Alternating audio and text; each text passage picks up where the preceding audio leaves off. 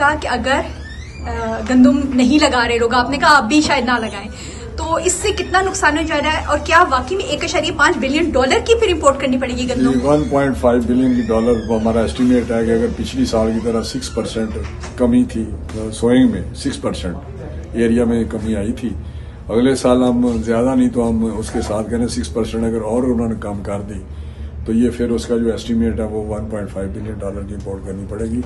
लेकिन इंशाल्लाह prime minister साहब इस पे काफी फोकस्ड हैं और उनकी प्रायोरिटी है कि हम फार्मर जो है उसका हैंड होल्ड करें और उनको कोई ऐसी पॉलिसी लाएं जैसे फार्मर भी हो और जो कंज्यूमर है उसको भी कोई डैमेज ना हो सके।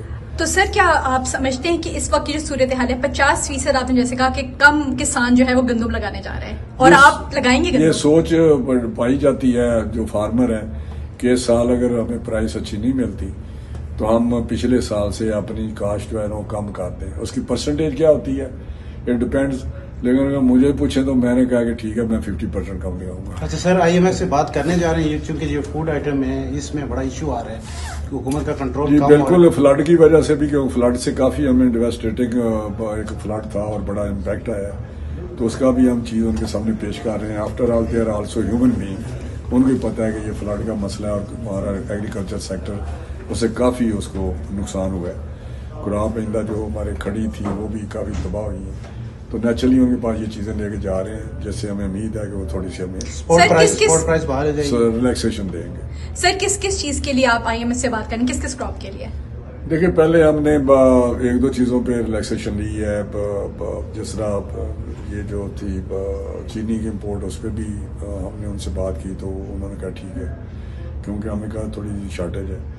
तो इस तरह वीट का भी उनको बताने जा रहे हैं कि हमने थोड़ा सा इनको सपोर्ट करना है, किस शक्ल में करते हैं, क्या मैकेनिज्म बनाते हैं वो अलग बात है, लेकिन उनसे बात करने। सर ये जो एग्रीकल्चर इमरजेंसी थी उस पर कोई फेशिफ्ट हो रही है वज़ारत? जी इमरजेंसी के लिए देखें ना, बिजली के बिल जो है 1 महीने के लिए उन्होंने वेव किए हैं प्राइम मिनिस्टर साहब ने।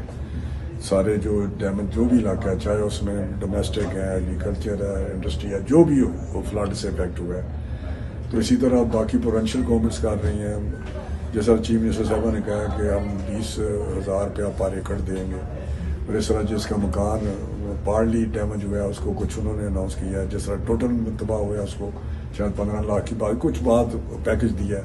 तो ये प्रोविंशियल गवर्नमेंट्स देंगी तो वो एक पूरा पैकेज दे रही हैं, जैसे इंशाल्लाह रिहेबिलिटेशन बहाली होगी हर सूरत हमारे जो फ्लड से इफेक्ट हुए।